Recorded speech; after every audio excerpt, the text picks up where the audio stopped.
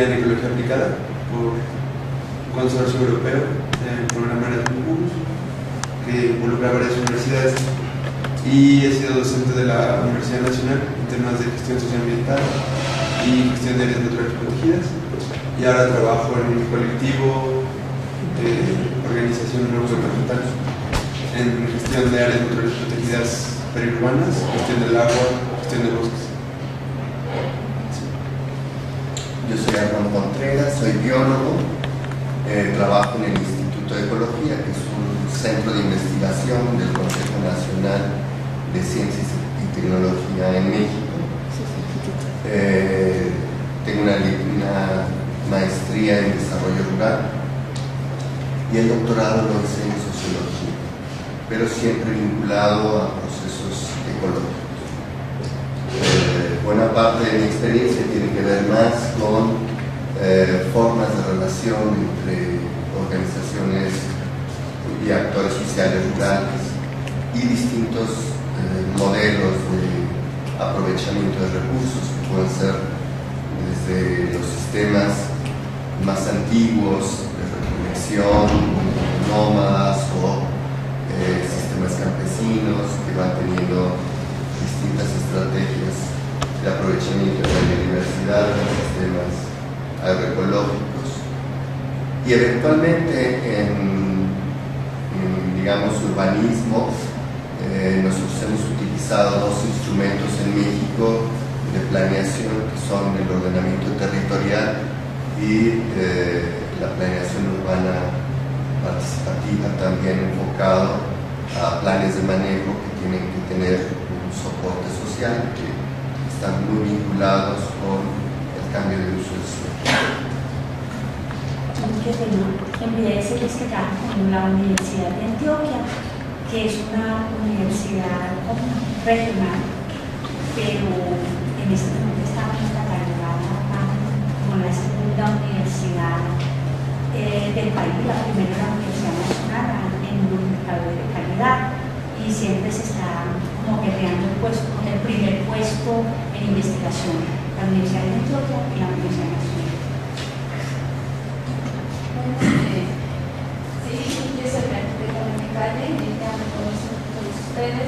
Las universidades para vincularse. Planificación participativa local, y vamos a hacer una ronda. Tenemos aproximadamente una hora y media, porque luego ya no tienen las cosas en los días. Vamos a hacer una ronda de participaciones y ya tenemos segunda presentación. Podríamos empezar por ahí, un poco a dialogar qué es la planificación participativa local, a quiénes involucra y cuáles serían los retos que tendríamos para trabajar desde el urbanismo y la planificación. Entonces, ¿Tienes por ahí la computadora? no tengo para cambiar. Para cambiarlas. No, directamente. Pero, antes que nada, muchas gracias por la invitación. Fue muy virtuoso que coincidieran nuestros tiempos de viaje con este espacio. Un poco por lo que Vania me comentó sobre procesos participativos para la gestión del territorio.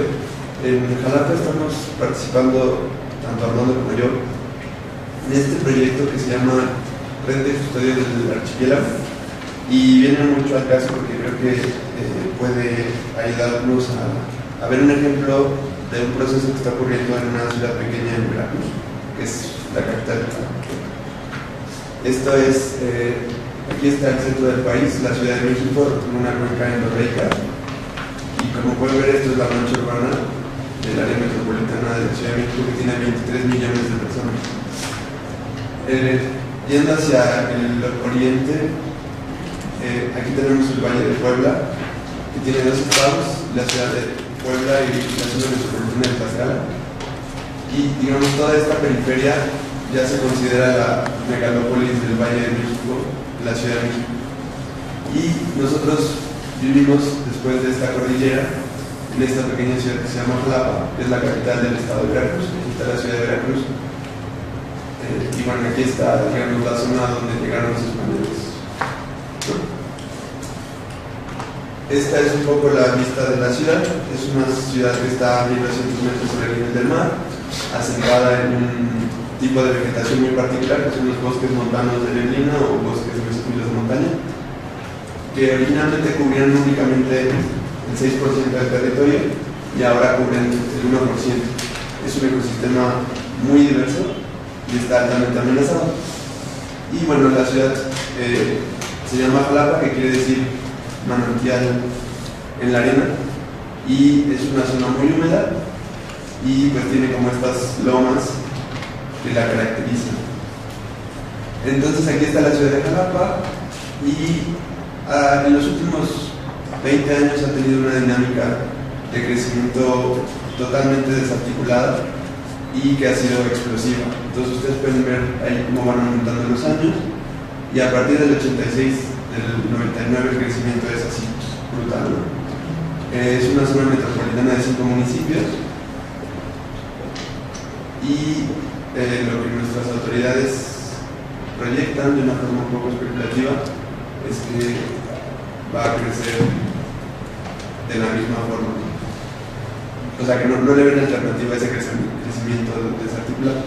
En el 2015 se decretó esta área natural protegida, que son los polígonos en verde, y esa área natural protegida se decretó sobre un programa de ordenamiento territorial del año 2004.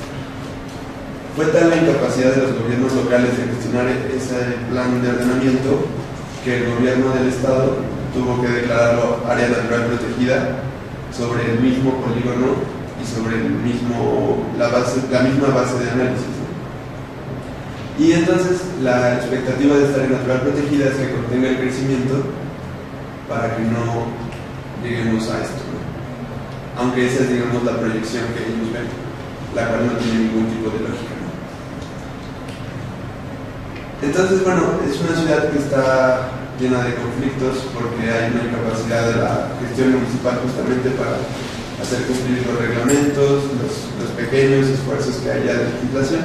Por ejemplo, esto es un caso de un desmonte en una zona riparia en el que no hay ningún tipo de elemento de diseño urbanístico, de planeación. Simplemente es un dueño de un terreno que decide de un día para el otro meter una máquina y cambiar el uso del suelo, ¿no? Y hay otros ejemplos que son todavía más bruscos, como esta es una carretera concesionada de un libramiento de la ciudad para evitar el flujo de transporte de mercancías, y pues es muy obvio que se hizo un trazo sobre el papel y luego llegaron y lo ejecutaron, pero no hubo en consideración el relieve, no hubo en consideración las comunidades. Justo debajo de ese puente está un sitio sagrado para el único pueblo rural que hay en el municipio, y el trazo les pasó encima y no hubo forma de detenerlo, ¿no? Entonces es un poco contradictorio la política de las naturales protegidas con este proyecto, por ejemplo, ¿no? Porque esos cerros que estaban protegidos originalmente en el plan de gestión territorial, pues después trazaron la carretera, y después de la carretera vino el decreto de área natural protegida en los márgenes de la carretera. Entonces son contradicciones muy grandes. Desde 2015 empezamos este proyecto social que ha involucrado a sectores académicos, populares, artistas, y lo que hemos querido es que ese proyecto de área natural protegida tenga un respaldo ciudadano. Entonces ha habido una serie de propuestas de articulación, y la red de custodios del archipiélago, que es el área natural protegida, pues ha estado muy pendiente de que las acciones del procedimiento público vayan de acuerdo a cómo tienen que ir, ¿no? Entonces en 2015 se decretó, el gobierno tenía un año para publicar el programa de manejo, que sería como el documento rector del área natural protegida, y no salió hasta 2 años después, pero nosotros tuvimos como mucho diálogo con las autoridades para ir tanto, digamos, cogestionando el proyecto como presionando en los momentos en los que había que ejercer este tipo de acciones, ¿no? Este es un poco los espacios a 5 minutos de la ciudad. Es un bosque que se mezcla con plantaciones de café, La zona es una zona productora de café desde que el café llegó a América. Y estamos organizados por núcleos, así como hay distintos núcleos de área protegida, hay distintos núcleos participativos, están vinculando a los ciudadanos de esos territorios. Y luego tenemos estos espacios asamblearios que organizamos una vez al mes, donde vamos discutiendo distintos procesos de cada una de las regiones. Y hacemos recorridos dentro del área natural protegida con los habitantes y estamos fomentando sobre todo el conocimiento de la población de este proyecto de área protegida. Entonces desarrollamos distintas actividades que van encaminadas a fortalecer la gobernanza de los espacios protegidos para, digamos, ser aliados de los organismos públicos, pero al mismo tiempo ser muy certeros a la hora de exigir que las cosas avancen, ¿no? Entonces, por ejemplo, aquí estas son reuniones de la oficina del secretario, digamos, de la autoridad estatal del cual depende la gestión del área natural protegida, ¿no? Y esta es una reunión con los gobiernos municipales en los que al cambio del gobierno pues viene todo un proceso de capacitación, porque la gente que llega en absoluto sin conocimiento. Entonces cada 4 años hay que hacer un esfuerzo muy grande desde explicar los mecanismos de la política pública hasta aclarar a qué oficina le compete el cuidado de la tarea legal, el cuidado de la contaminación, el cuidado del saneamiento. Es un trabajo que requiere mucho tacto, porque como es una área protegida que abarca 5 demarcaciones municipales, pues siempre tiene que haber como mucho tacto en las relaciones intermunicipales. Y bueno, aquí hay otra imagen de los recorridos que hacemos con la ciudadanía. Entonces aquí estamos en ese mismo puente explicando cómo se ha afectado el cauce por debajo corre un río, que es uno de los ríos que desagua 2 municipios y que su gestión en términos de saneamiento pues, ha sido muy deficiente, ¿no? La comunidad rural está en la parte de abajo de ese desfiladero que se ve y pues hay una serie de problemas relacionados con la contaminación del agua. Ese puente, porque aquí a dónde llega. Bueno. Este puente cruza, esto es la vía de cuota y este es el camino que va a la comunidad. Entonces, un poco más adelante los caminos se cruzan y justo en el cruce es donde está el altar. O sea, el puente de una forma así. Sí. O sea, son 2 carreteras desconectadas. Entonces, pensamos en un mecanismo autogestivo, coautogestivo, y la red está organizada idealmente de esta forma, ¿no? Entonces tenemos grupos motores en cada una de las islas del área protegida, luego tenemos comisiones de trabajo voluntario que atienden pues, distintos aspectos, ¿no? Cosas más de organización interna, temas de vínculo con autoridades, por ejemplo el tema de denuncias ambientales por procesos de desarrollo urbano irregular, deforestación irregular, contaminación del agua, que tendría que ver con la escala municipal, ¿no? Después en la escala estatal tenemos esta comisión de seguimiento del plano programa de manejo, que también mantuvo diálogos para la publicación del programa de manejo, la comisión de trabajo con las comunidades, muchas actividades en medios, hacemos radio, televisión, entrevistas con otras organizaciones, ¿no? Y luego tenemos actividades muy pensadas para trabajo con escuelas, trabajo con ciudadanía en general, ¿no? En espacios públicos, en parques. Y bueno, esto es más o menos cómo funciona la realidad, ¿no? Tenemos algunos lugares donde sí hay consolidados grupos de habitantes que están como trabajando muy fuerte en sus espacios. Otros espacios donde, por ejemplo, nosotros vivimos en esta localidad y muchos de los vecinos de esta zona son los que articulan trabajo en otras zonas, pero el trabajo propio pues a veces no se puede hacer como afuera de adentro, entonces no es tan sólido. Y bueno, también las comisiones han sido como rotativas y dependen mucho de las coyunturas. Aquí hay una imagen como de las sesiones en las que trabajamos. Entonces hay pues investigadores universitarios, estudiantes doctorales, estudiantes de licenciatura, funcionarios públicos o ciudadanos que han entrado al gobierno municipal y ahora son aliados desde las oficinas públicas, ¿no? Y esta es un poco la imagen de los eventos que organizamos. Entonces tenemos talleres, pláticas, videos, títeres, ferias de comercialización de productos, teatro, pláticas, ¿no? Y tanto en el centro de la ciudad como en zonas periféricas, ¿no? Con comunidades de la zona conurbada.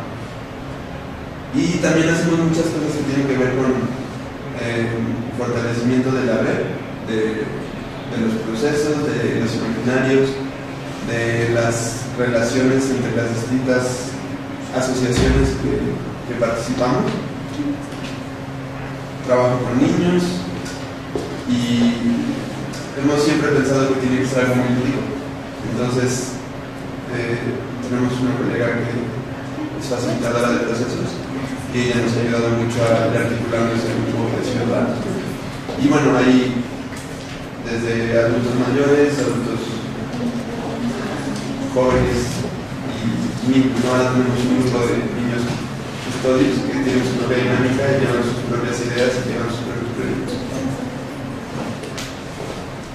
Por ejemplo, esta fue una jornada de representación en esa comunidad rural y bueno, se puede ver un poco el tipo de orientación que hay, la dinámica de cocinar el mismo y hacer trabajo colaborativo, un ejemplo de la presencia de medios.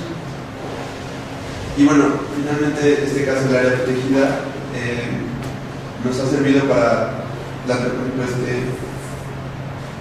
estos puntos, ¿no?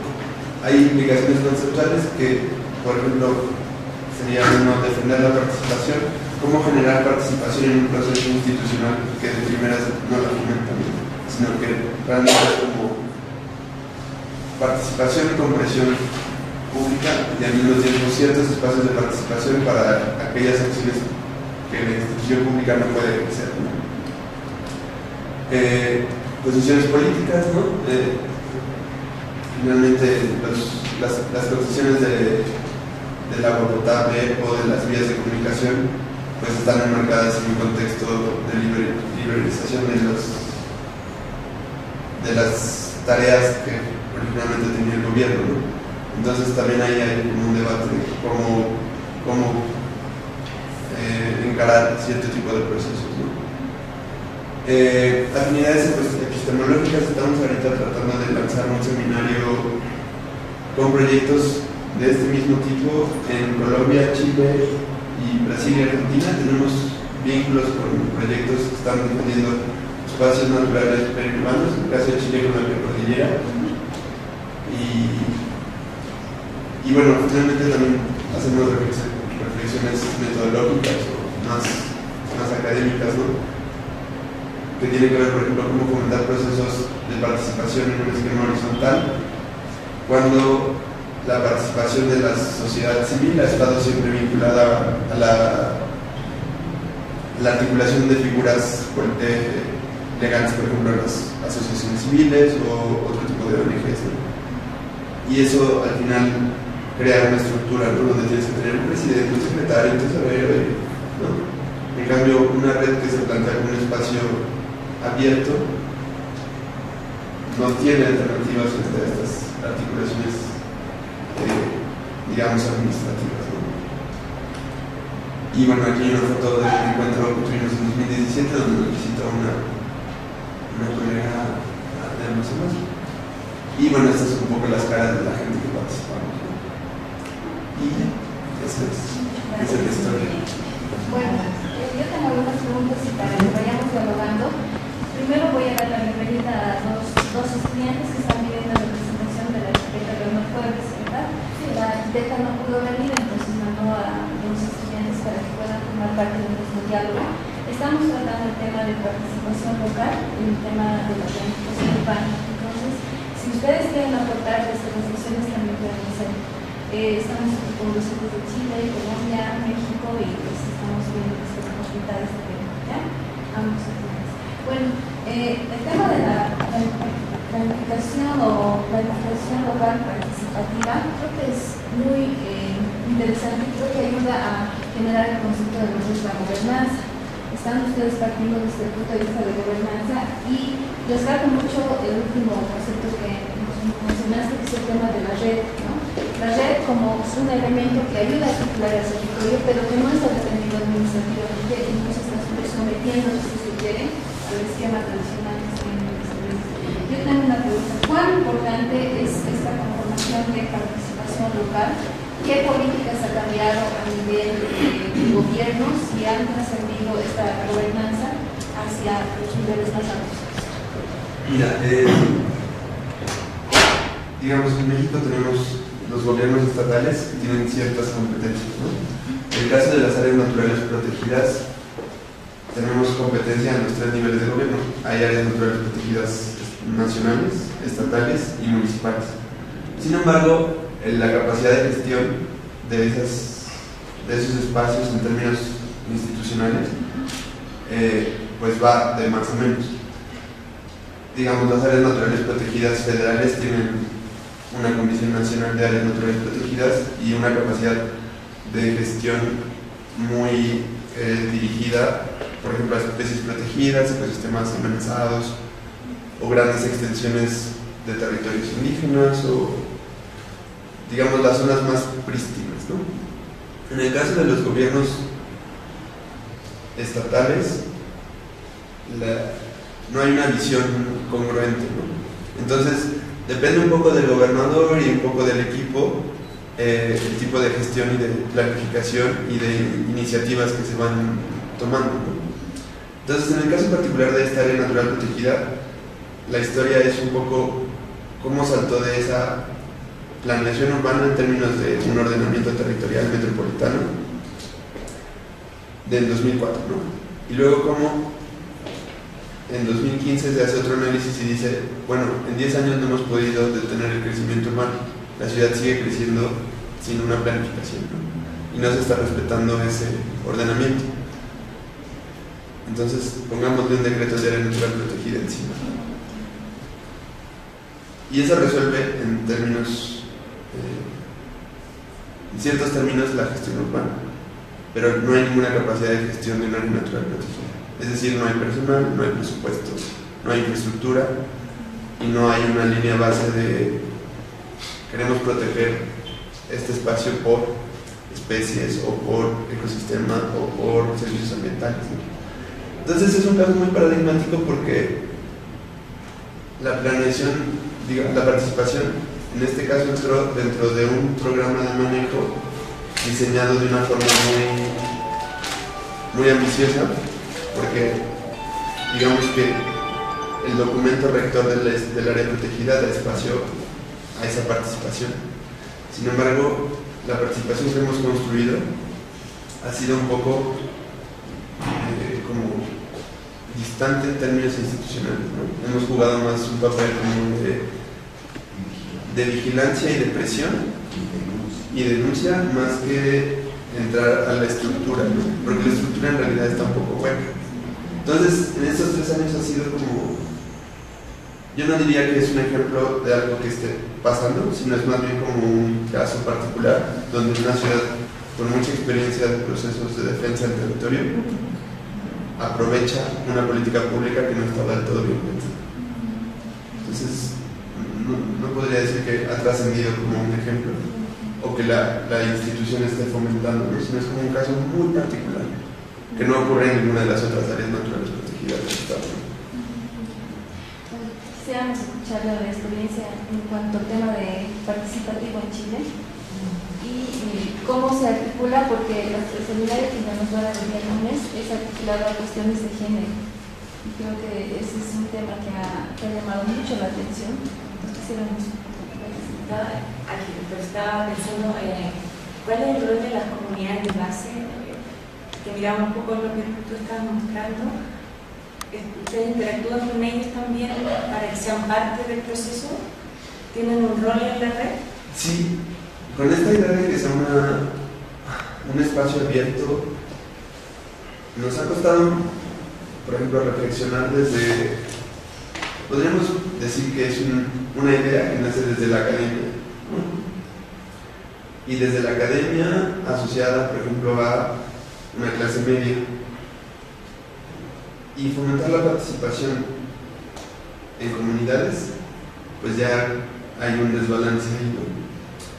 Sin embargo, en la ciudad existen experiencias de trabajo de ONGs y de la propia universidad con esas comunidades. Entonces, cuando llegó el área protegida, ya había trabajo en muchas de esas comunidades por otros proyectos.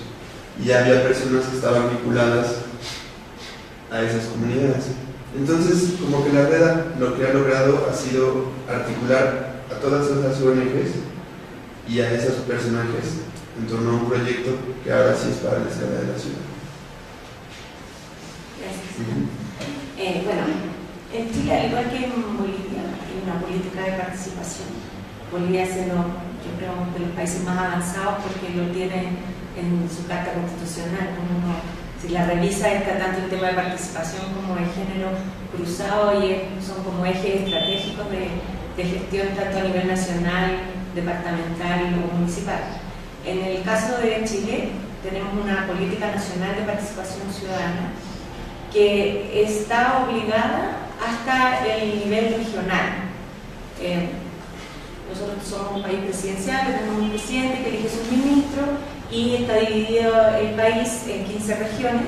Cada una de las regiones aglutina un número de provincias y dentro de cada provincia hay un número de comunas, que es el símil a lo que llaman acá municipios.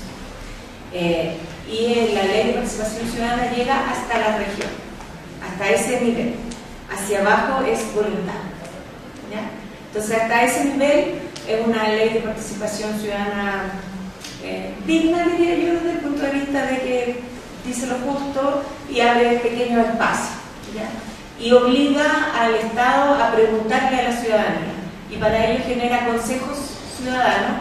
Cada ministerio tiene su propio consejo ciudadano que se postula cada cierta cantidad de años y que están representadas las organizaciones vivas de la comunidad que tienen relación con el tema del ministerio. Yo en lo personal hice la política de participación ciudadana del Ministerio de Obras Públicas y entonces ahí están todas las organizaciones que velan por el agua rural y el agua urbana, están también los colegios de arquitectos, los colegios de ingenieros, etc. Es yo diría, una participación mediana, donde son consultados, fin. No hay decisión, eso no hay. A nivel provincial, hay las gobernaciones, que son las provincias, son muy pequeñitas y solo administran lo que tiene que ver con el tema más bien de la administración del territorio, el tema de urbanidad y seguridad. Sin embargo, cuando bajamos a nivel de las comunas, que son los municipios, Chile tiene 345 municipios, y ahí en 1996, cuando cambia la ley orgánica municipal, se crea algo que se llama la ordenanza participativa municipal, ¿ya? Y se le obliga a todos los municipios a tener una ordenanza que dice cómo se hace la participación en cada una de sus comunas, en cada uno de sus territorios. Y ahí partimos mal porque, al igual que probablemente debes saber tú, la capacidad técnica de los municipios de mediana a regular, hoy día más profesionalizada, pero en 1996 los municipios tenían mayoritariamente técnicos y administrativos, poco profesionales. Entonces, especialmente en los municipios pequeños y medianos, lo que hicieron fue tomar un modelo que hizo la Asociación Chilena de Municipalidades de cómo se hace una ordenanza, y esa ordenanza la completaron, la rellenaron y la pasaron al Consejo Municipal, la votaron y la tienen guardada en un cajón, ¿ya? Eso es lo que pasa mayoritariamente, y yo me atrevería a decir que pasa en casi toda América Latina con todas las políticas de participación ciudadana, que han sido académicamente impecables y participativamente con bastante que desear, ¿ya? Y en el caso específico municipal, hay municipios nuestros que sí han logrado avanzar con su ordenanza de participación porque ha habido voluntad política. Y eso va a durar en tanto esté el alcalde o la alcaldesa que exista, ¿ya? Y sí, lo que ha pasado estos últimos años es que, al igual que en América Latina en general, hay mayor movimiento social, hay mayor movimiento de comunidad, y por lo tanto muchos municipios se ven obligados a tener que respetar su ordenanza, que ya está hecha, que es un instrumento de gestión. Los municipios tienen 3 instrumentos de gestión: su plan de desarrollo comunal, su plan de inversiones o de presupuesto y su plan regulador, que habla de todo el desarrollo urbano. Esos son obligatorios en todos los municipios. Y la ordenanza también, es un instrumento más pequeño, pero es obligatorio. Y por supuesto que en lo personal creo que la participación es el encuentro entre la capacidad de participar y la oportunidad. Y la oportunidad la tiene que generar el Estado sí o sí. Y además tiene que generar herramientas para que la comunidad y el pueblo tengan la capacidad de participar.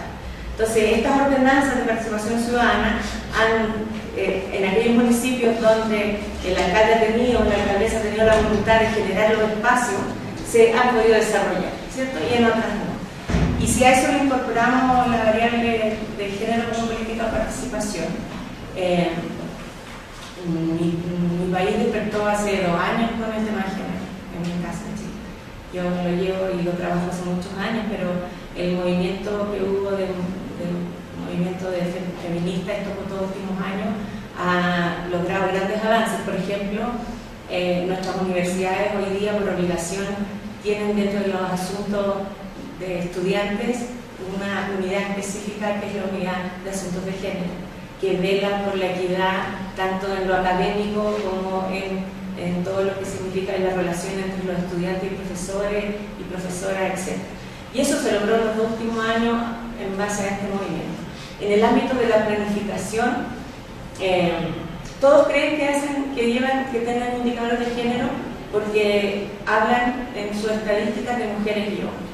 Entonces, cuando ya lograron eso, que eso fue obligado por el Banco Mundial hace aproximadamente 15 años, porque si no nos ganábamos un proyecto, si no hacíamos eso, tuvimos que aprenderlo. El INE, que es igual como ustedes tienen acá un INE y los otros países también, que es el Instituto Nacional de Estadística, ¿cierto? Inició un estudio hace 15 años profundo y cambiaron todas nuestras estadísticas y aparecimos las mujeres, en número. Y yo soy súper crítica en eso, creo que hemos aparecido en número, ya sabemos cuántas son y dónde están.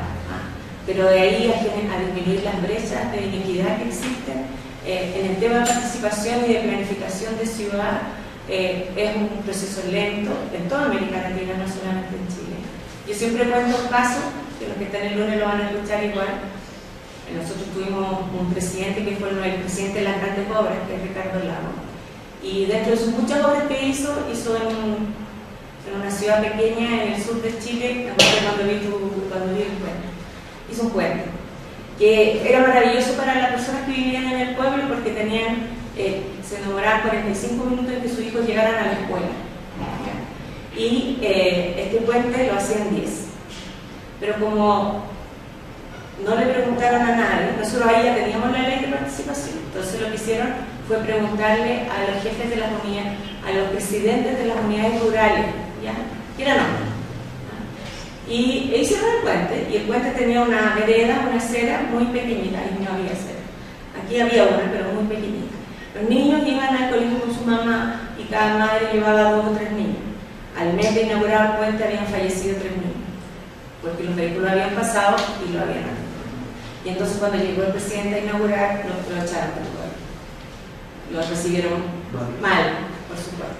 Bueno, ahora cambiaron, ya tienen la vereda y todo. Si lo hubieran preguntado en una planificación territorial participativa que incluía el indicador de género, le tendrían que haber preguntado a las mujeres, y las mujeres hubieran dicho cómo querían ocupar el pueblo. Y eso hubiera sido bueno para todo el pueblo.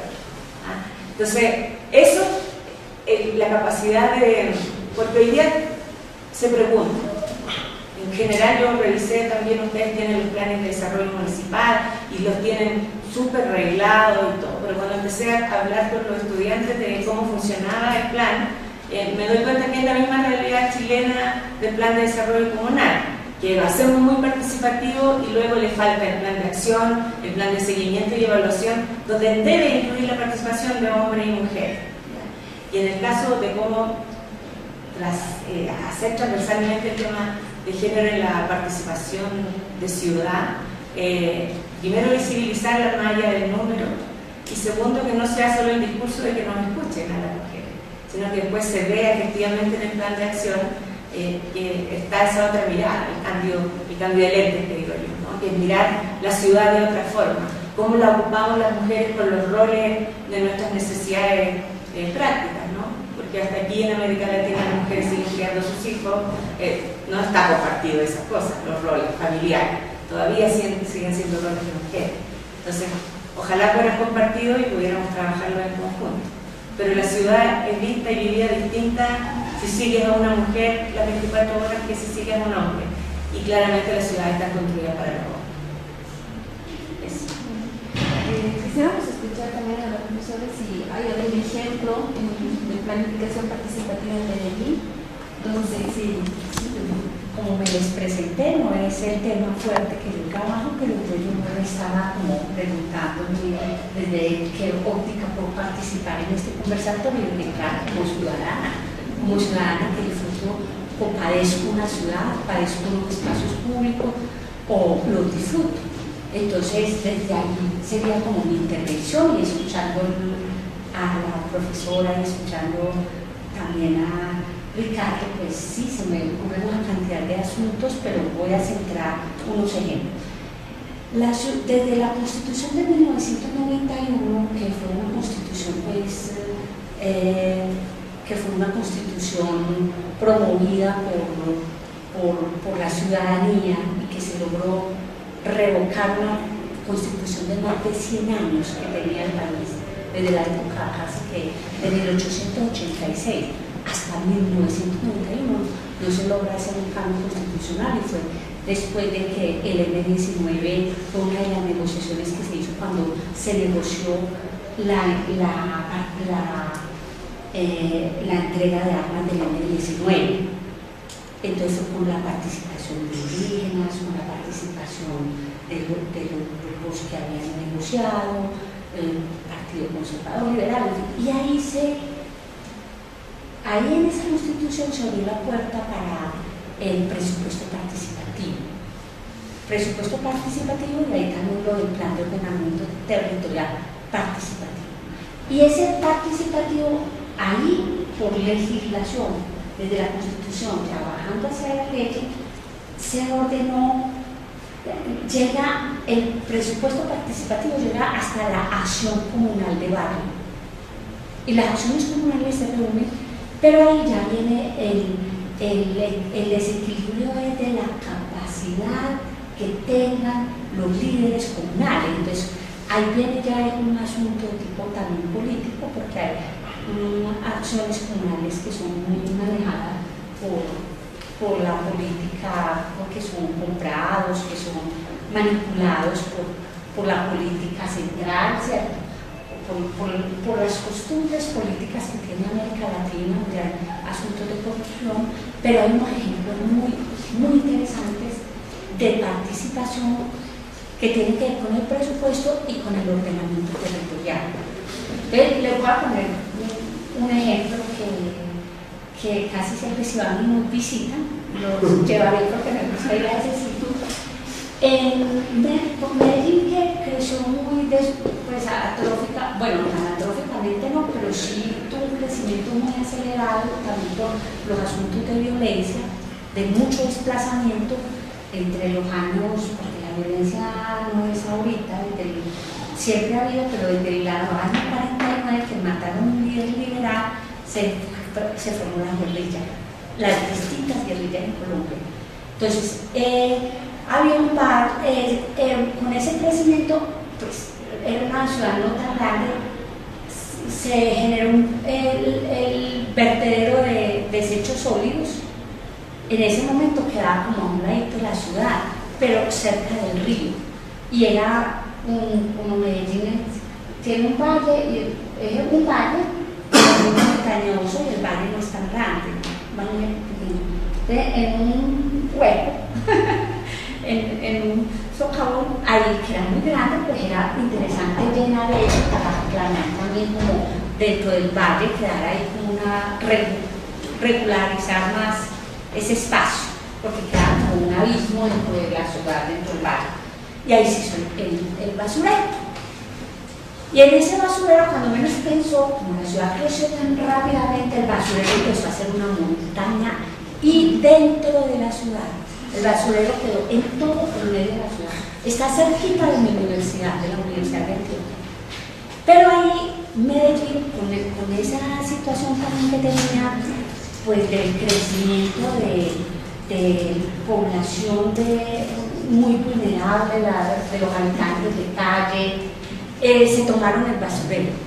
Y el basurero, a cantidad de habitantes, con todos los problemas de epidémicos, etc. Y de contaminación, porque no había clasificación de basuras, en fin. Cuando la ciudad toma la decisión de llevar el vertedero lejos de la ciudad, y trataron de sacar a la gente del basurero, hay una organización social muy interesante, es participación de la iglesia, de la teología de la liberación y otros actores, pero sobre todo, y muchas mujeres, porque ahí hay una gran cantidad de mujeres que vivían de la basura, y bueno, y esos actores decidieron hacer un movimiento para reorganizar su situación. Pues hubo confrontaciones, hubo desaparecidos, hubo de todo lo que podía ocurrir, y ocurría en Medellín en esa época. Pero estructural, y de eso se hizo un barrio completo. Y hace más o menos yo creo que eso es entre los años 90, ellos con un arquitecto precisamente, que fue el que hizo la Biblioteca España en la conexión del teleférico con el metro, hizo una biblioteca que diseñó España, y él tiene un concepto de arquitectura donde dice que no se puede romper el paisaje, que se tiene que tener en cuenta la comunidad. Entonces ellos lo contactaron y diseñaron en el barrio, que es encima del Paso Unido, que el barrio ya tiene pues otro uso, porque querían precisamente las mujeres estar trabajando un empoderamiento de hidropónicos y de producción alimenticia, pero decidieron hacer un vivero. Entonces él hizo unos diseños interesantes y ellas empezaron a hacer jardines, porque eso era una montaña, era la montaña de basura, era muy feo. Cuando pasaba el metro por ahí mismo pues el impacto, el metro está pasando y pasaba por la margen, pues si vamos hacia el norte, la margen izquierda, pues se iba viendo barrios, arquitectura bonita, y al margen derecho, yendo de sur a norte, pues eran los barrios populares, la arquitectura así improvisada y el basurero. Y entonces ellas organizaron unos jardines, y eso quedó como una serie de retazos, pero en jardines de colores, y entonces precioso, eso es precioso. Eso todo fue iniciativa absolutamente del barrio. Ya hablar del presupuesto participativo, de las acciones comunales y sobre todo en las comunas populares, las llamadas comunas de Medellín, donde se ha dado lo que se cuenta de la violencia rural en Medellín, se ha dado unos aspectos muy interesantes, porque ahí es donde más movimiento social ha habido, y ellos que han logrado, que son ellos los que deciden, no es el alcalde el que decide qué es lo que ellos quieren. Entonces, a veces llega la alcalde, que les voy a hacer una cancha, y ellos dicen, no queremos la cancha ya la decimos nosotros, queremos la escuela. O deciden, son más bien como decisiones que tienen que ver aspectos culturales o un centro cultural. Por ejemplo, en San Javier, que es una de las comunas más afectadas, que es la comuna 13, y en este momento, por ejemplo, hay una tensión fuerte entre los organismos de seguridad y el barrio, porque hay una situación muy complicada en Medellín, y hay un grupo de jóvenes que lograron que por presupuesto participativo les organizaran una casa cultural. Y entonces son como los proyectos culturales, y están haciendo proyectos productivos en los antejardines de la las casas. Entonces siembran, por ejemplo, estas hierbas medicinales, aromáticas, manzanilla, limoncillo. Que uno vaya y es una ciudad muy importante, un barrio que no era pues, un barrio más bonito. Y cuando ya y están trabajando los hidropónicos, entonces en las casas colgaditas las tomateras, es así, y con murales de jóvenes. Entonces han hecho una transformación del barrio muy interesante. Yo creo que por ahí le digo, yo lo digo y un cementerio. El cementerio, como dice, es un barrio muy afectado, pues así, han convertido el cementerio en un centro cultural. Y entonces volvieron al cementerio y dijeron, es que el cementerio es una reivindicación de la vida. Aquí tenemos nuestros muertos, pero bueno, con una propuesta política muy profunda, de fondo, crítica, dura, ante lo que ha sido la respuesta del Estado a la situación de violencia que ha habido ahí.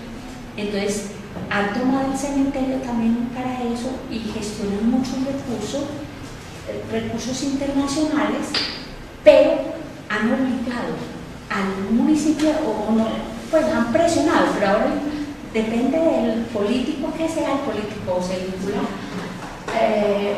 propositivamente o ellos lo. Yo estuve, por ejemplo, en el último festival de cine que hicieron en ese cementerio y precisamente trajeron el país invitado era México. Entonces mostraron pues ahí y en los volantes estaba la participación del municipio y lo hacen el día de hoy. Muy interesante porque es otro tipo de participación local, ¿no? Y creo que estamos yendo más, hemos estudiado parte de lo que pasa en Medellín, porque está ayudando a que se reconstituya la parte urbana, está aportando a la planificación del territorio y se está organizando como un movimiento que está teniendo que su territorio mejore en calidad, mejore en servicio también. Me gustaría decir una cosa. Medellín ganó el premio de la ciudad más innovadora, le ganó a Nueva York y a Tel Aviv, que fueron los 3 finalistas. Y finalmente ganó Medellín, eso hace como 4 años, no tengo muy claro si hace entre 3 y 5 años, no recuerdo bien exactamente qué año fue que ganó ese premio.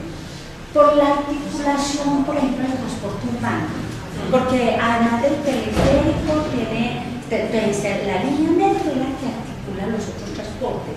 Entonces, los teleféricos Están todos conectados. y están todos conectados. Pero en este momento hay un movimiento ciudadano porque la verdad la ciudad es bonita, ha hecho una transformación urbana muy interesante. Pero no han resuelto un problema muy grave de contaminación ambiental. Entonces nosotros decimos, ¿cómo puede ser la ciudad más innovadora? Con un sistema de transporte que se está articulando también, pero hay un problema ya de tipo político y económico que no lo quieren resolver. Es la gasolina más mala del mundo y la más cara del mundo. O sea, esa gasolina no la pagan en Europa. Y no han querido tomar, y el municipio cobra un impuesto que en el gobierno de Santos, antes de salir, iban a quitar ese impuesto que pagamos los ciudadanos al departamento y al municipio. Y se juntaron los dos, el gobernador y el alcalde, e impidieron que quitaran ese impuesto, porque con ese impuesto es que hacen las obras, pero es con el impuesto de una gasolina pésima, y ellos no quieren pelear con las petroleras ni con los que suministran el combustible y nos están envenenando. Han aumentado impresionantemente las muertes por cuestiones respiratorias y la ciudad está casi. Entonces, miren ahí la contradicción. Ustedes van a una ciudad preciosa, pero los niveles de contaminación están muy altos, entonces está formando un movimiento ciudadano para que se resuelva. Quería pues como finalizar con ello, porque tampoco es como contar, estamos en una mirada crítica, entonces no se trata de mostrar la belleza y esconder la contrapartida que trae la ciudad. Bueno, tal vez alguna opinión al respecto de ello.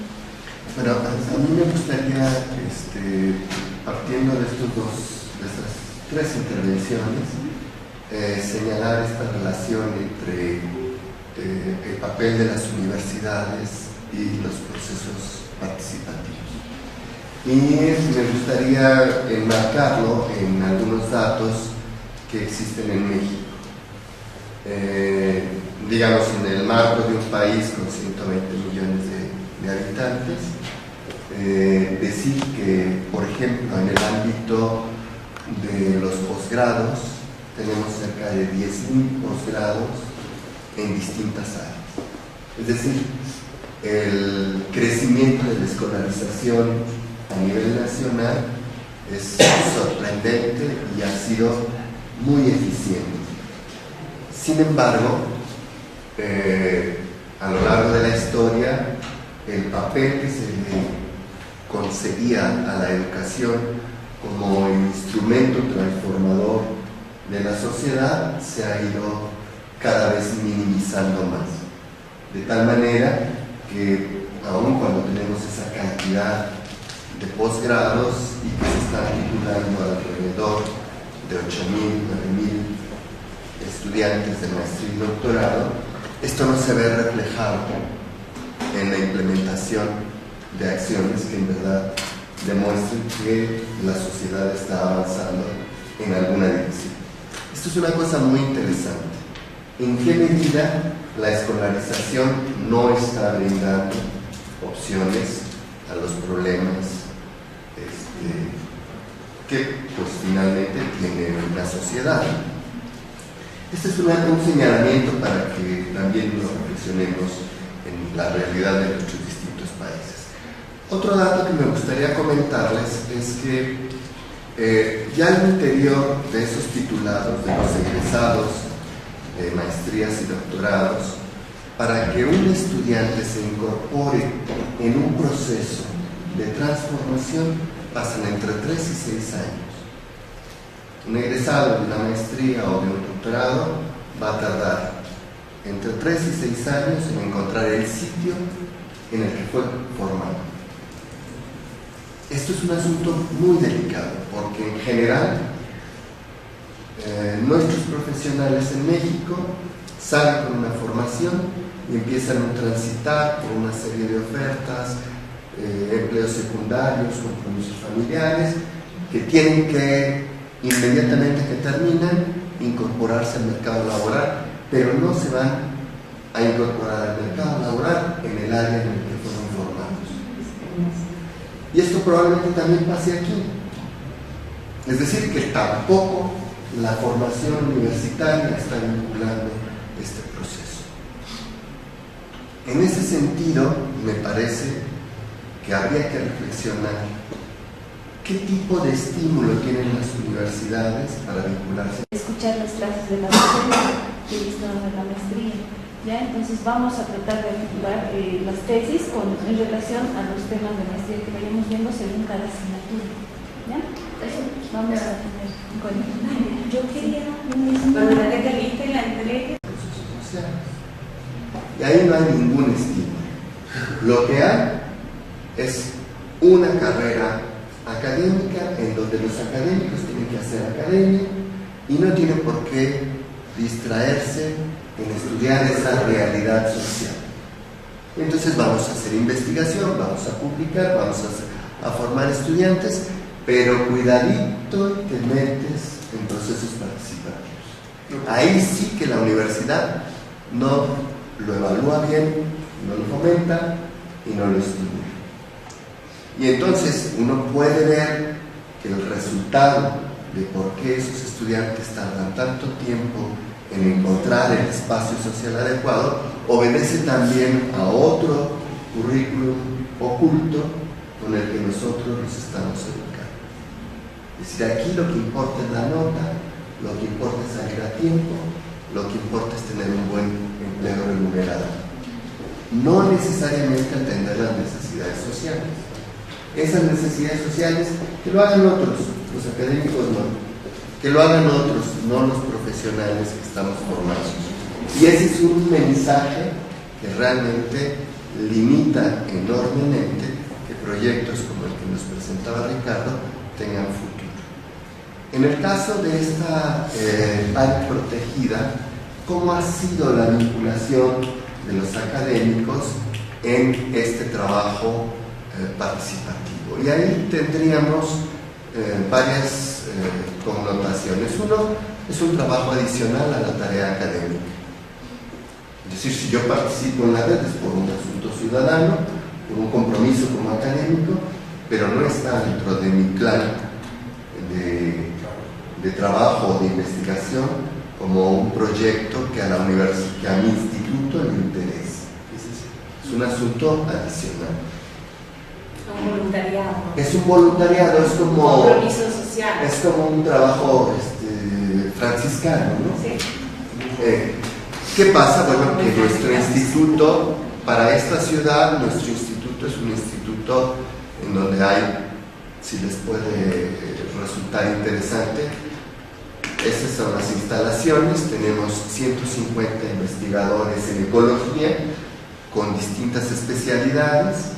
Tenemos un número similar de técnicos que apoyan el trabajo académico y tendremos alrededor de unos 500 estudiantes en un periodo de 5 años vigente, ¿no? Porque hay estudiantes de pregrado, hay estudiantes de grado, hay estudiantes de doctorado.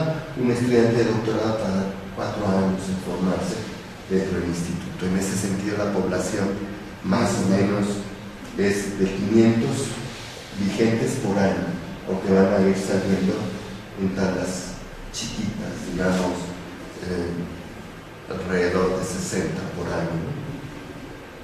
Pero entonces es un instituto de investigación de primera línea y una ciudad con las cosas que ha descrito Ricardo, crisis de abasto de agua, problemas de tráfico, pérdida de biodiversidad, crecimiento desmedido, y este instituto permanece al margen porque lo miden de otra manera y porque no se reconoce que este instituto, que tiene esa capacidad intelectual en la localidad, se involucre en estos procesos.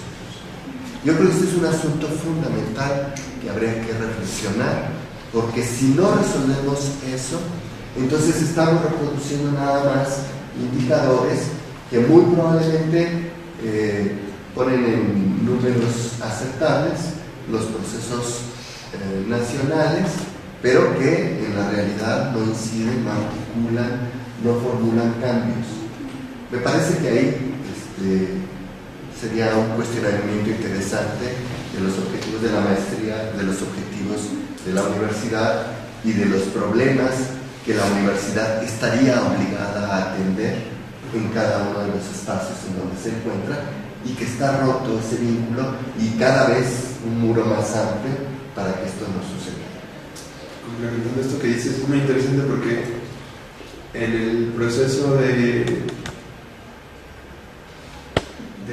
un gobierno que necesita aliados, este instituto tiene una unidad especializada en consultoría, que no son los académicos, sino es un equipo más técnico, y ese equipo más técnico actualizó el programa de ordenamiento territorial y elaboró el plan de manejo que después nosotros pudimos, en un proceso medio de participación, pero también como de alianza estratégica, evaluarlo antes de que se publicara. Y ese instituto no fue un proceso participativo, pues elaboró un manual técnicamente muy bien justificado, pero que después en la práctica la institución era incapaz de llevar a cabo, ¿no? En términos de presupuesto, en términos de estructura. Entonces, claro, te queda un documento donde habla de, digamos, consejos por isla, donde habla de que debe haber una observancia de la equidad de género, de cuestiones de edad, y que el gobierno ante esa propuesta académica lo acepta, pero entonces pareciera que no hay un compromiso ni del que lo elabora ni del que lo plantea porque al final la ciudadanía no está en la capacidad de articularse a ese nivel de, pues de, por ejemplo, participar en los programas operativos anuales, en la evaluación de la gestión de los recursos financieros, en hacer estos espacios donde digan, bueno, de los 2 pesos que vamos a gastar este año, ¿cómo los gastamos? ¿No? Serían presupuestos participativos. Y eso es solo hablando del área protegida, no estamos hablando de la política municipal, ¿no? O de la política metropolitana.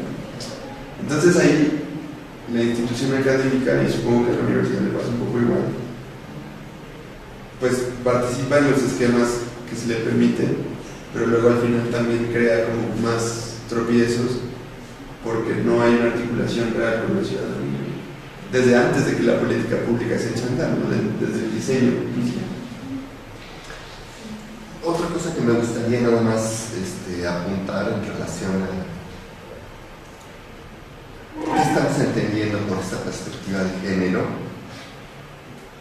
Recientemente participamos en un congreso sobre decrecimiento y digamos hay todo un análisis de por qué los roles entre hombres y mujeres son distintos, son desiguales y están económicamente valorados de manera distinta. No es casual, no es un asunto individual, es un asunto sistémico, pero lo que nos enseña en las universidades es que todos los procesos productivos están quitándole a las mujeres el 40% del valor de cualquier mercancía. Es decir, que si nosotros analizáramos las cadenas de valor y el papel de la participación de la mujer, encontraríamos que el cuidado familiar y la reproducción, junto con la explotación de las mujeres en el mercado laboral, todos los productos, cualquier producto que imaginemos, se le ha arrancado a la mujer el 40% del reconocimiento de toda esa riqueza. Y esto es un asunto que no se dice, esto es un asunto que no se reconoce. Más allá de que efectivamente esté minimizada la mirada, esté minimizada la participación y que ahora estemos en la formalidad, ¿no? Y entonces, ¿qué significa? Bueno, al interior de la familia, por lo menos en muchas de las comunidades indígenas en México, pues comen los que trabajan, comen los niños varones, comen las niñas, si es que alcanza, y luego la mujer. Este es un asunto que es así, que está dado así, que no se discute. Entonces, muy probablemente, bueno, estas aspiraciones de que las cifras de participación de la mujer sean iguales, probablemente nos van a llevar a contradicciones todavía peores de las que tenemos ahora, porque no necesariamente el 50% de la actividad en todo el marco nos va a llevar a un cambio desde la perspectiva de género, ¿no? A veces, por ejemplo, me sorprende que en algunos países como Finlandia, sobre todo los nórdicos, el Ministerio de Economía, el de Salud y el de Educación, por cartas constitucionales lo tienen que dirigir las mujeres. Es una vanguardia. Sí. Nueva Zelanda, Finlandia, Islandia. No, lo que pasa es que yo creo que sobre todo ese debate de género va mucho más allá. Porque acuérdense que si hablamos de debate de género, el que sean las mujeres, podemos tener un andache, podemos tener la de ahora. No. Claro. Y no, de hecho, no es necesariamente. no es eso, es que el género atraviesa por una línea de pensamiento que las mujeres tenemos. Pues ¿qué es lo que ha generado la mujer en la transformación social? ¿Qué es lo que sustenta? ¿Por qué las acciones de tipo emocionales, por ejemplo, son magnetizadas? Y solo se valoriza el comportamiento racional. Si una mujer llora, O si una persona llora, es un comportamiento que está... Por eso las mujeres no tenemos que estar en política, porque en política no sirve. Por eso. Pero yo estoy colocando un ejemplo lindo, trivial. Pero no, es eso, es que hay un femenino y un masculino en cada ser humano. Y es ese femenino que también todos necesitamos, masculino, porque también es una necesidad de la sobrevivencia en cuanto a acciones de fuerza, de poder, de autoridad, etcétera, etcétera, que están asociadas con la energía masculina. Pero también necesitamos promover la sensibilidad, la sensorialidad, lo sensorial, la intuición, eso de que somos brujas. Excelente, porque los hombres también no despiertan esa bruja que tienen adentro, porque es femenina la bruja. Y yo lo digo desde eso porque, mire, un ejemplo es eso de la equidad y la paridad en la participación como política. No me les cuento un ejemplo vergonzoso que ocurrió en mi país. Se dio un caso de una violación de una niña en Bogotá, una niña de 7 años, y era una persona de altos recursos que fue y la buscó a un barrio, y era una niña indígena que vivía en Bogotá, pero que había venido de la comunidad de Boyacá. Entonces ya parece que lo había hecho en otras oportunidades, y la monta en una camioneta ultra lujosa, la lleva a un apartamento en una zona estratosfera de Bogotá. La entran por el garaje, el tipo se droga, hace lo que le da la gana con la niña muere, y eso quedó en algunas cámaras, registró eso, en fin, se hizo la denuncia, apareció el escándalo, y una senadora de la República dijo que el problema era de esa mamá que había dejado a esa niña jugando, y de esa niña que hacía en la calle a las 5 o 6 de la tarde, que eso era el problema de la mamá, que no la cuidaba. Pues yo con eso lo que quiero decir, pues claro, la connotación de la senadora es porque es una senadora de ultraderecha, donde siempre la culpabilidad es de los débiles, nunca, ¿cierto? Pero con eso lo que yo quiero decir es que cuando trabajamos lo de género, quedar solo en lo de la participación de hombre y mujer, yo creo que se queda un poquito corto. Lo que hay es que hablar de cómo se evolucionan también al masculino para que asuman posiciones pues de género y entiendan de cómo esa fuerza del femenino también tiene que estar en la sociedad, tiene que estar en la política, tiene que estar, son esos comportamientos, esas acciones que las mujeres hemos traído. Eso lo quería como plantear por el tema de género. Voy a ceder la palabra a la arquitecta, pero antes de ceder voy a un poco comentar lo que vimos de la parte académica.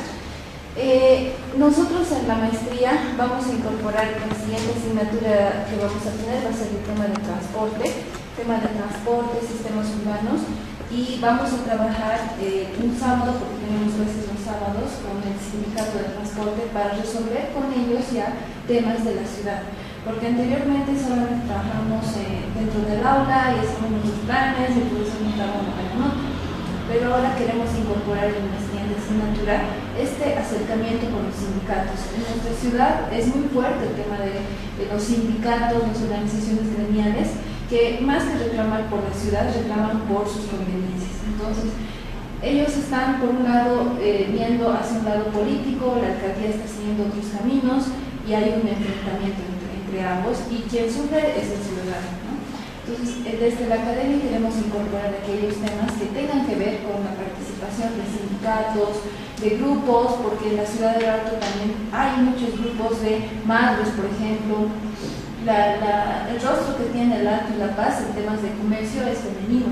De acuerdo a las encuestas del INE, la mayor parte de personas que se dedican al comercio informal son mujeres. Y yo creo que hay que empezar a trabajar. Por esto este tema, esta materia específicamente es una nueva asignatura dentro de la malla curricular de la maestría, y hemos querido dar énfasis a eso para que los estudiantes también tengan este acercamiento con la sociedad. Entonces me trae mucho, digamos, esto que estamos hablando de la parte académica vamos a ponerlo también en conclusiones para que otras asignaturas, el arquitecto ya vemos urbanismo en pregrado, y otros docentes en pregrado también podamos acercarnos y hacer trabajos conjuntos con municipios, alcaldías, que ya se han venido trabajando anteriormente, pero que ahora tenemos que acercarnos no solo a las alcaldías, sino que también a estos otros grupos que son vulnerables. Entonces, voy a ceder la palabra a la arquitecta para ver si hay algún ejemplo de planificación participativa en la que hay Bueno, sí coincido con señaló Marino. Tenemos establecido en nuestra Constitución Política del Estado esta posibilidad de la participación ciudadana.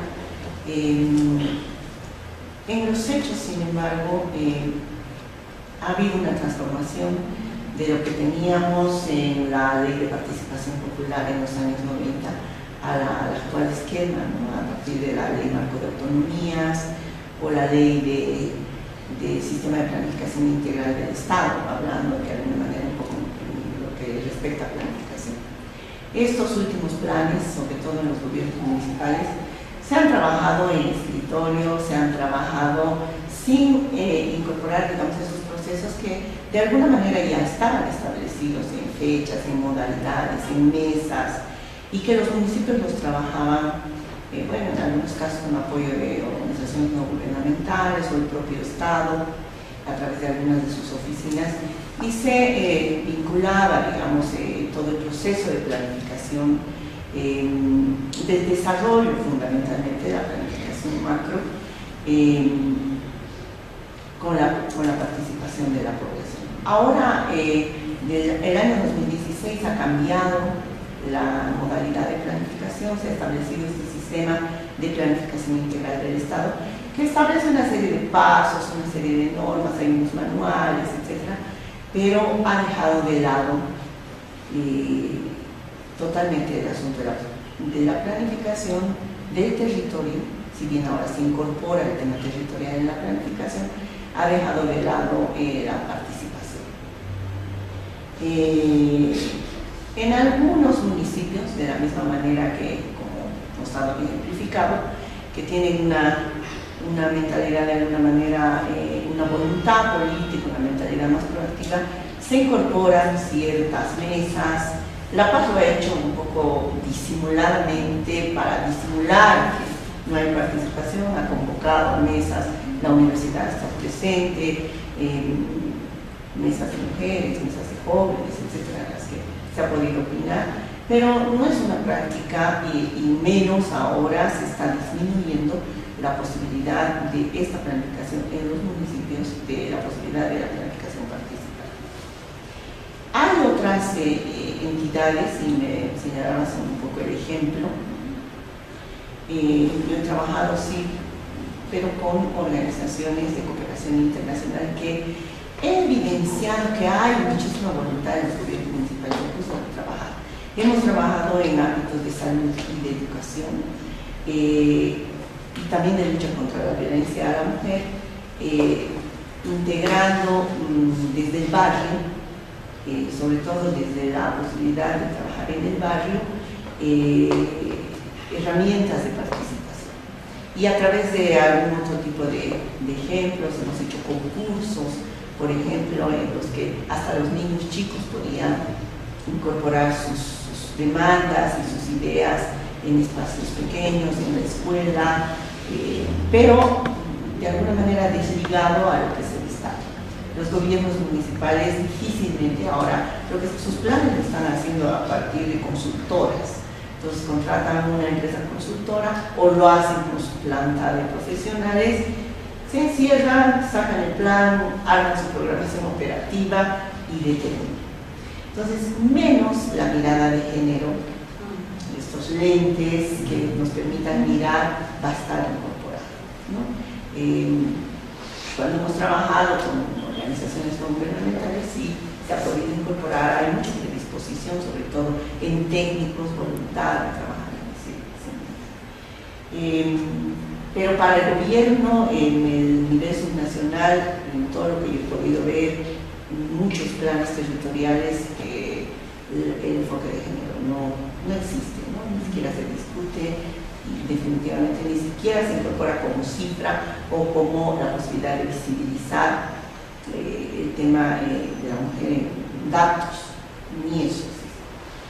Respecto al asunto de la interacción, que es lo que la facultad, nuestra universidad tiene en sus líneas rectoras la interacción, la investigación, la interacción.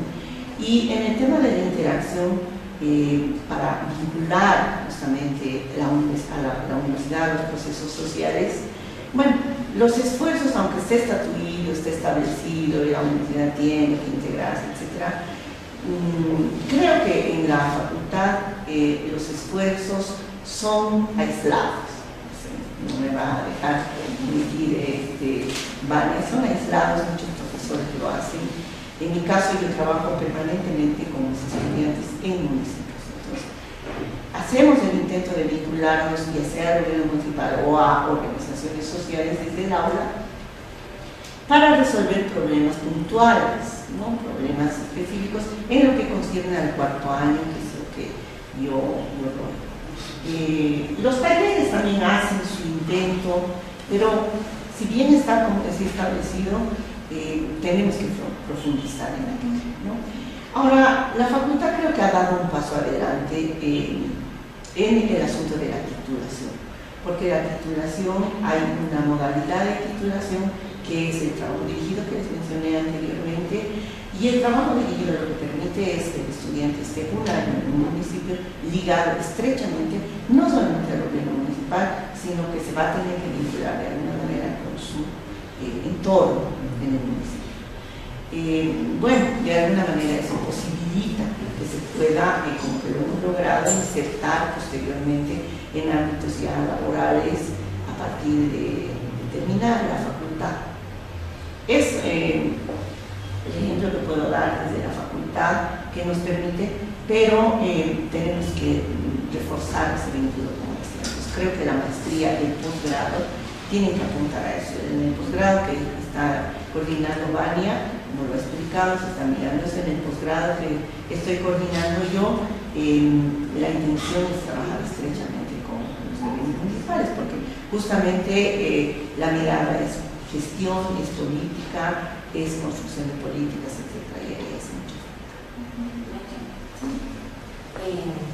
Me alegré mucho cuando escuché que van a hacer un posgrado para al ámbito municipal, porque bueno, he trabajado, tengo 54 años, he trabajado de los 22 del municipio, harto tiempo, poco tiempo, pero he estado siempre. Y lo que más tengo como internamente es que no hay academia para la municipalidad. No existe ninguna profesión en América Latina, sí la hay en Europa, en América Latina, que te prepare para llegar a servir al municipio. En el mundo político la crítica es que muchos llegan a servir para ser servidos, ¿no? Pero no lo hay. Y en el mundo de la arquitectura, que acá, menos, o sea, porque el enfoque, yo estudié en el ámbito social y algo de Estado, algo de gobierno, algo de municipio aprendí. Al igual que tú, yo dirijo en esa universidad donde trabajo la línea de posgrados de diplomados y postítulos para preparar a funcionarios y funcionarias municipales. En mi país estamos haciendo, a través del gobierno, lo partió Bachelet y lo sigue haciendo Piñera, es la capacitación y la formación de los funcionarios municipales, porque muchos no tienen ningún tipo de grado, nunca fueron a la academia. Entonces, validando su experiencia, entran a la academia y salen de la academia a, por supuesto, ser mejores funcionarios, ¿cierto? Y por otro lado, en esta otra línea, viendo a todos aquellos que les interesen de las distintas profesiones, capacitarlos en gestión municipal y en participación en todo ese ciclo. Yo también trabajo en eso y creo que es algo que debiéramos hacer todos, ¿ah? Y que cualquier profesión que llega por primera vez a trabajar en un municipio, en cualquier parte de América Latina, debiera irse a hacer un diplomado de 3 meses para entender cómo funciona el municipio, que no tiene nada que ver con la estructura del Estado, es muy distinta a la estructura del Estado. Entonces, estoy maravillada con eso. Comparto también contigo que la academia, donde me he metido más en planificación territorial, o sea, los últimos 90 años de planificación territorial han sido hechos por académicos que nunca estuvieron en ningún territorio, no lo pisaron. Y nosotros, todos los distintas profesiones, hemos tomado esas teorías, las hemos aplicado y hemos hecho diagnósticos y los arquitectos han hecho propuestas, y cuando llegamos ahí, otra cosa es vomitar, porque efectivamente el marco teórico que te aprendiste, en la mitad del camino empieza esta cuestión, no me sirve, no sé cómo hacerlo. Entonces, comparto eso contigo. Hay universidades en Chile que están intentando hacer del territorio y de la comuna un espacio de aprendizaje. Y ahí el encuentro es muy maravilloso, un poco como Pablo Freire nos enseñó, que aprender a aprender. Llega el académico y aprende de la comunidad, y la comunidad aprende del académico.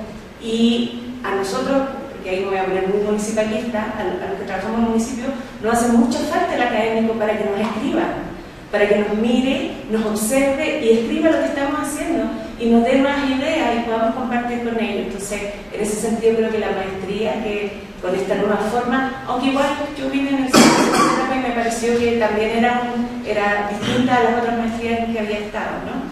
Pero esta maestría da la oportunidad a los arquitectos que están estudiando de mirarse su sí mismo y ver qué de su sí mismo puede salir a ser un servidor, un arquitecto dispuesto a trabajar con otros, no desde acá, sino como tú mostraste esa experiencia preciosa, horizontal.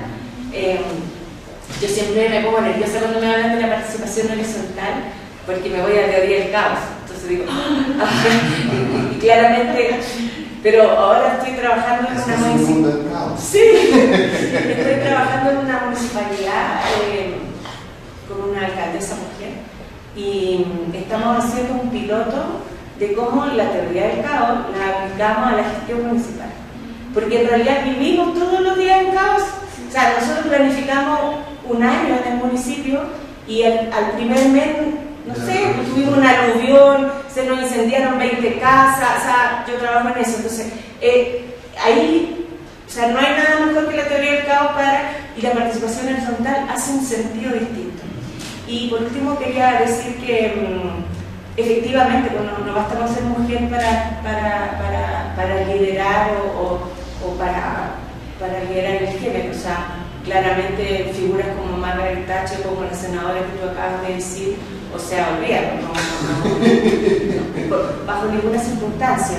No obstante, ellos sí creo que la primera acción que tenemos que hacer es visibilizar a las mujeres, cualquiera sea de ellas. Y en eso yo tengo una distinción entre las mujeres que lideran desde la política, con una ideología generalmente de derecha. Igual conozco mujeres de izquierda absolutamente cruzadas por el machismo y por su propia orientación. Entonces trato de no ponernos en la ideología. Son más de derecha, sí, pero conozco en ambos lados. Y en el centro, que es donde yo tengo mi propia militancia también, muchas. Y lo que aprendí este último tiempo para incorporar el tema de género o para vivirlo desde mí es que estoy pensando en la sororidad. ¿Ya?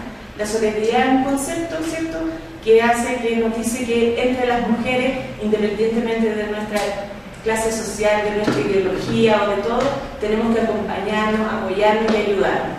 Y yo en mi país estoy muy disponible a acompañar a compañeras y mujeres de derecha que a lo mejor pensamos súper distinto y que son súper machistas, pero que siento que si no me siento con ellas a conversar, ellas nunca van a conocer otro mundo, nunca van a poder mirar, oye, mira, estoy desde acá haciendo este trabajo.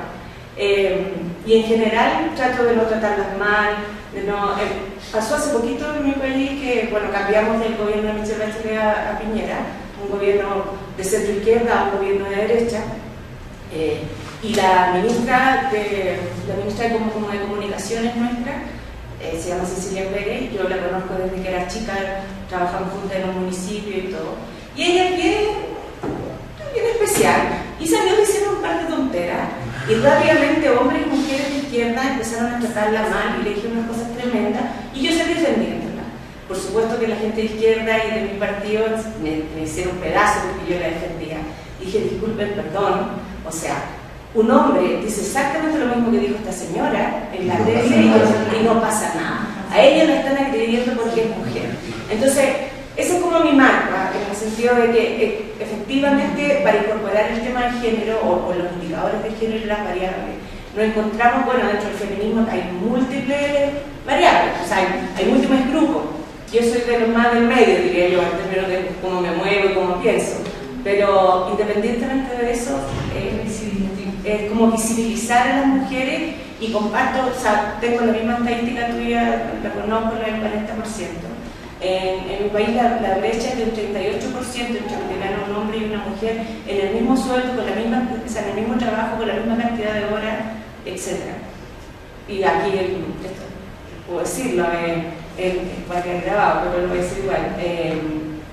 Donde yo trabajo, con todo lo cariñoso que puede hacer mi jefa, pedir permiso de vacaciones para mí es muy terrible. En cambio, a los hombres se los dan al tiro. Nada más quisiera comentar que en términos de las estructuras académicas, también las universidades y todas las estructuras académicas pasan por esta serie de posiciones machistas. En México ahora recientemente la jefa de Ciencia y Tecnología es una mujer, la ministra. Tiene el mismo rango que un ministro. Pero la primera cosa que sucedió después de su nombramiento fue que toda la estructura académica machista se vuelca en contra del nombramiento, aun cuando esta investigadora tiene todos los méritos académicos, tiene una trayectoria de honestidad y de pulcritud moral. Y uno se pregunta, bueno, ¿cómo el sector más ilustrado puede volcarse en contra simple y sencillamente porque es mujer? Y bueno, ahí en realidad lo que nos lleva en este tipo de fenómenos a reflexionar es que hace falta muchísimo trabajo al interior de cada estructura. Y a pesar de que las universidades pudieran parecer los espacios más plurales, resulta que son los más reaccionarios y conservadores y hasta retrógrados. Entonces habría que reconocer eso, porque si no estamos multiplicando esa misma estructura a través de esos currículos ocultos. Voy a ceder la palabra. Sí. Bueno, aquí la arquitecta de las pruebas, la que me avisó 15 minutos antes, no pude llegar. Gracias. Ella es mi tutora de tesis, estoy haciendo una tesis relacionada con el espacio público, con el estudio de género precisamente. Sí, exactamente, pero desde el principio resultó muy difícil. Como dijo acá el arquitecto, las estructuras de las universidades son pues muy fuertes. No lo consideraron importante, ni relevante, ni por qué, ni para qué. Y una pregunta que me hicieron por tribunales fue: ¿cuál es la urgencia del enfoque de género en la arquitectura? ¿Por qué es tan urgente? ¿Por qué? ¿Qué pasa si tu tesis, que son políticos, una política de indicadores, si no la tomo ahora, qué es lo que va a pasar? ¿O es que no va a pasar nada? Necesitan saber la urgencia, y eso tal vez quisiera que me aclare. ¿Cuál es la urgencia?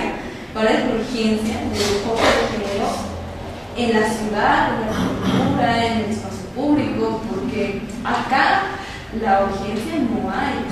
Yo realmente como estudiante desde el primero a cuarto año, si no era por la arquitecta Patricia, yo en mi vida hubiera escuchado lo que es el enfoque de género en la ciudad o en la arquitectura. Aquí no se toca pero para nada, que es algo muy, a pesar de que está escrito en la ley 348, que las universidades, desde el colegio, desde lo más básico hasta las universidades, deben tomar en cuenta que las materias de tenga algún tipo de enfoque de género, aquí no hay ningún tipo de enfoque.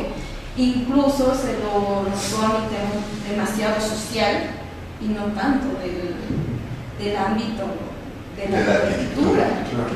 Y pues estoy algo presionada con eso de que de la urgencia, de por qué es tan urgente, que O sea, que ¿por qué es necesario? ¿Por qué esto y por qué no otra cosa? Incluso fue algo que me pareció muy gracioso, de que ya que mi título lleva enfoque de género, me dijeron, ya que estás haciendo enfoque de género, ¿por qué no incluyes a todos los géneros? A todos los que están surgiendo. Pues creo que sería muy extenso y no enviera de... Sí, sería como invisibilizar otra vez nuevamente a la mujer dentro de todos los géneros. No sé si me puedo... Bueno, yo soy de la teoría que solo hay dos géneros y los otros son opciones sexuales. Y expresiones de tu vida súper legítimas, yo las acepto todas, no tengo ningún problema. Se enojan las chicas jóvenes a las que le hago clase porque en Chile se habla de todas, todos y todas. Ya, el beso de todos los tipos. Entonces yo digo, chiquillos, ustedes, esa es su pelea, esa es su revolución. La mía está en visibilizar a las mujeres, respeto todo lo otro, y la mía está acá, lo digo yo, porque no me da para eso todavía. No tengo ningún problema, ninguno, para nada, en las modificaciones de la ley, nada. Pero yo sostengo que hay dos géneros. Esa es como mi... De ahí avanzo en la planificación. ¿Tú querías contestar? Después te contesto yo. En el asunto de, bueno, pelear contra los profesores eruditos siempre es un reto para cualquier estudiante, en cualquier campo. Pero hay que perseverar, porque si no, no se avanza. En el caso del diseño con enfoque de género, en México ha habido una crisis de violencia terrible, y en el caso de la violencia contra las mujeres ha sido particularmente explícito. Y hay demasiada evidencia de cómo la ciudad fomenta la violencia de género.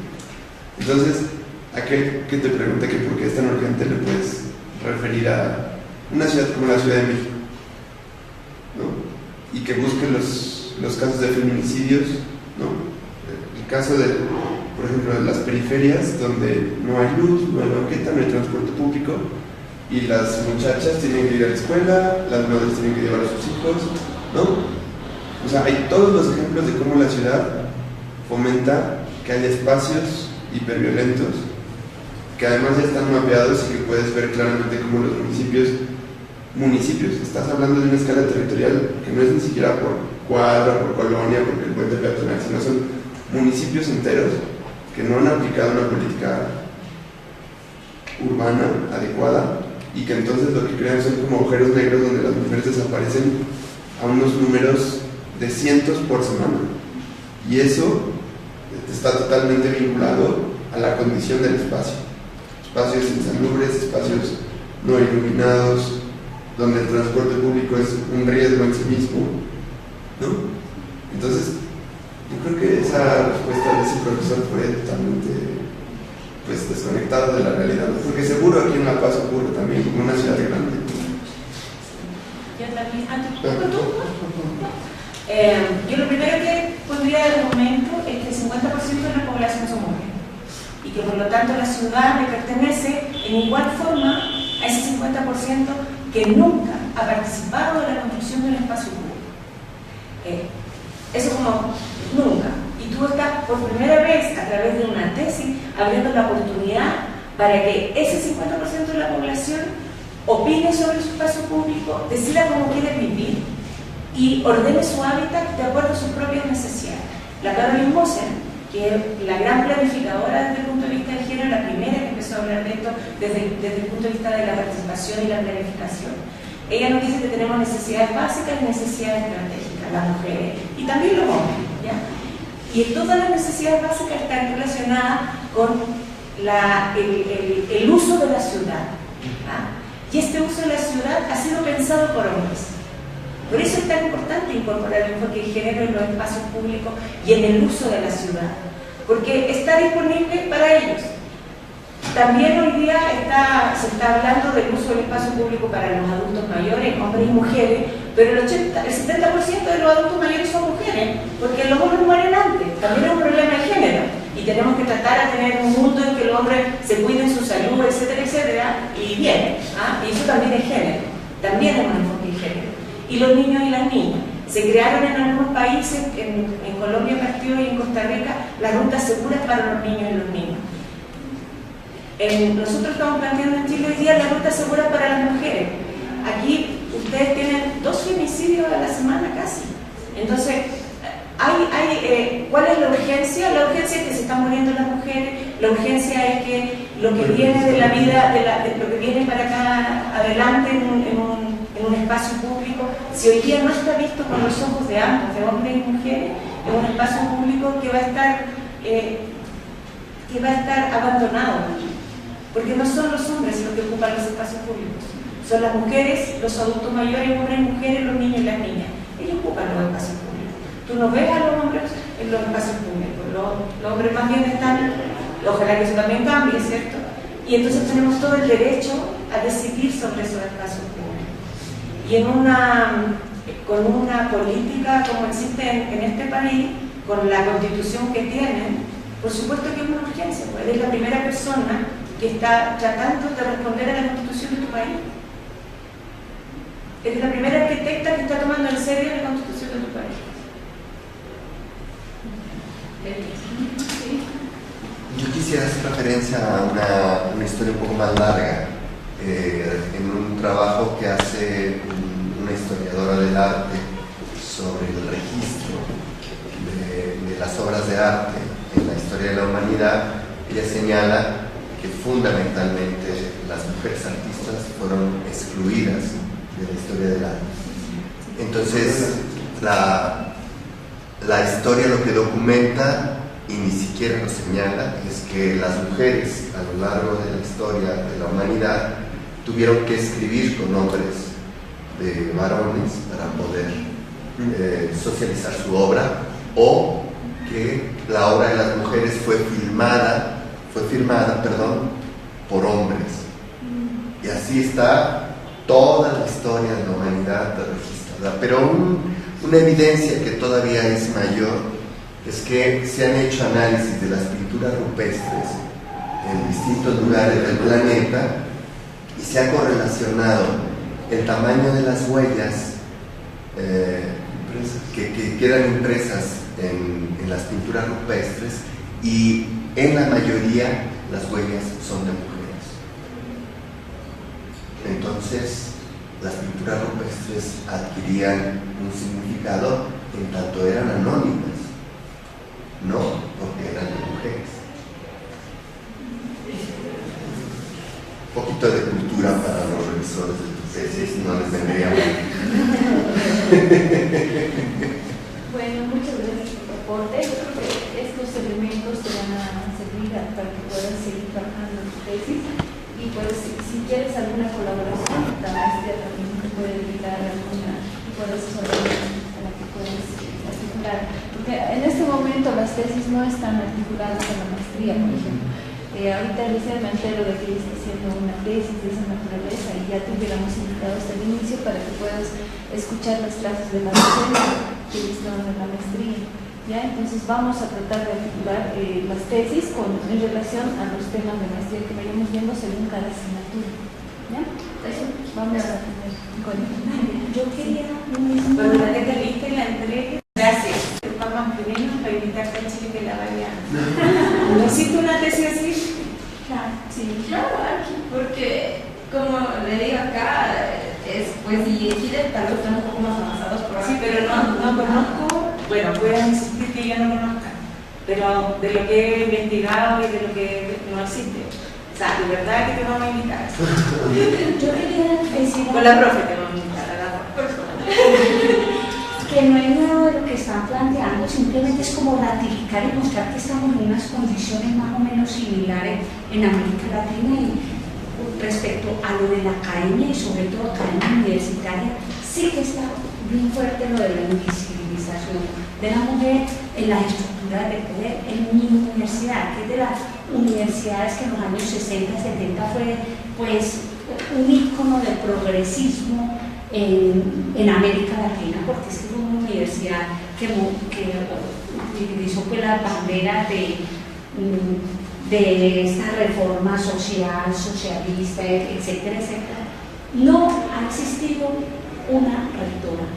En 210 años que tiene la universidad, en su historia no existe una rectora. Y si vamos a mirar el estudio de las decanatura, tampoco hay paridad de, bueno, o sea, se queda también bastante corto en eso. Y no más, en mi propia facultad, claro, es una facultad de economía, pero que precisamente en esto de la economía venimos en esa discusión, donde lo que subyace es la economía racionalista, donde el esquema mecanicista, que es absolutamente machista, pues ahí, por ejemplo, introducir solo el lenguaje de género, lo abuchean a uno. En una facultad del siglo XXI, en una universidad que se muestra como una universidad supremamente progresista, y pues no pasa, de pronto, no sé en las áreas sociales realmente cómo pasará, pero en mi facultad uno se siente absolutamente maltratado. Esa es la expresión que yo puedo decir de muchas situaciones en las que me he visto en debate en la facultad, debate en el Consejo de Administración.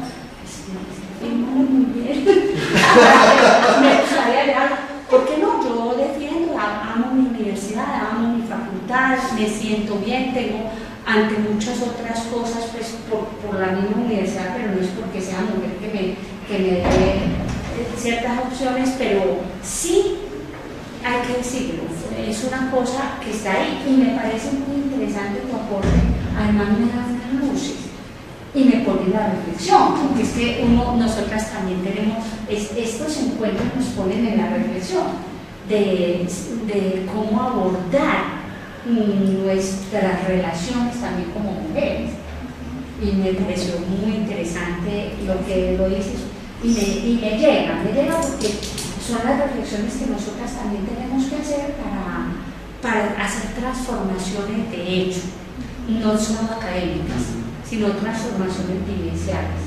Hasta ahí. Eso por lo de la academia. Y otra cosa que quería decir de la academia, ya de la participación de la academia en la Facultad de Arquitectura, yo no sé aquí cómo será, pero las facultades de arquitectura en mi país han sido facultades supremamente elitistas. Son las carreras más costosas, que el gobierno no las financia. Normalmente las tienen universidades privadas y en la pública, que por ejemplo la Universidad Nacional la tiene, sí está bien, la matrícula no cuesta mucho, pero la carta de materiales, los insumos y soy madre de una arquitecta, puedo decirlo. Puedo decirlo. Y con lo que hemos visto del enfoque de género, para las mujeres que los hombres de verdad tienen más oportunidades de trabajo mientras están estudiando.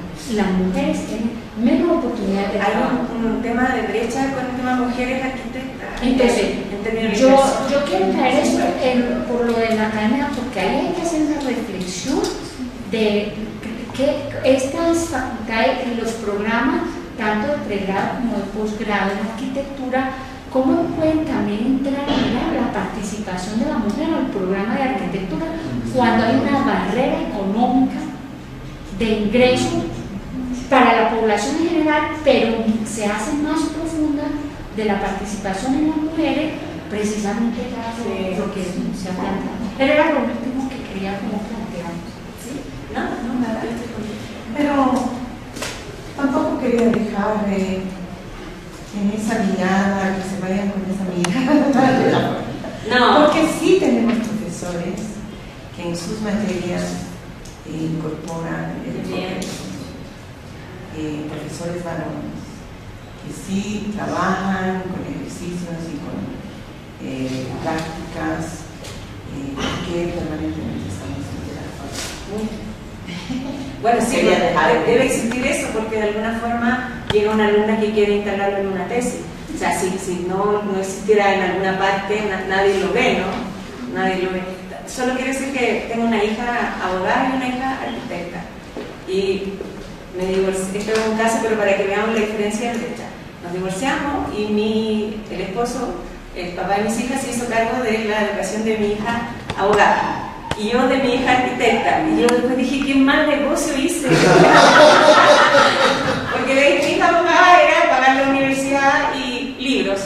Pero la carrera de arquitectura costaba el doble que la de abogada, ¿ya? Y además la cantidad de materiales hasta el último segundo. Entonces solo eso, que efectivamente hasta en eso está la brecha, ¿no? Bueno, y felicitarlas Sí, a usted, a Vania, porque lo malo que nos ha venido contando de querer sacar del aula la formación, de hacer estos conversatorios, de hacer una reflexión crítica, de meterle un curso con enfoque de género. Yo creo que incluso, yo no sé si eso lo estén haciendo en mi ciudad, no lo sé, la verdad no me lo creo. Entonces me parece, Vania, que esta invitación que nos hace además, de verdad que mucha gratitud, Sí, me sumo. estar en este espacio Me sumo. con personas, conocer a con la una profesora, con una estudiante que está haciendo eso, y tú misma estás haciendo una representación de género. Y mira la mirada que estás haciendo a la maestría. Pues, felicitaciones y joven, y expresarte la gratitud de que nos hayas invitado. Muchas gracias.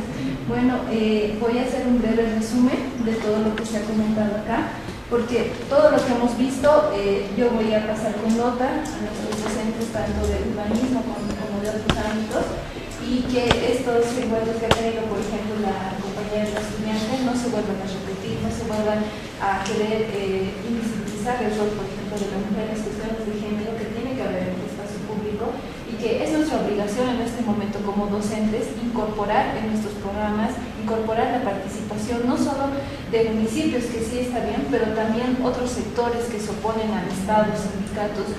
Yo creo que es más porque las universidades, las entidades municipales tienen temor a enfrentarse con el sindicato por temas políticos, pero nosotros desde la academia queremos ver ese lado más técnico, si se quiere, participar con ellos y conocerlos. Entonces, entre lo que se ha visto ahora, el tema de participación local, primero se ha aprendido el tema de las redes, otro tipo de red que se está trabajando en México a partir del cuidado de las áreas protegidas, y esta organización que ha tenido esta comunidad, estas personas que han ido aportando conjuntamente con profesionales. Creo que es un ejemplo que nosotros podríamos ver en otras materias también de la maestría, cuando tomemos temas de medio ambiente y territorio, por ejemplo.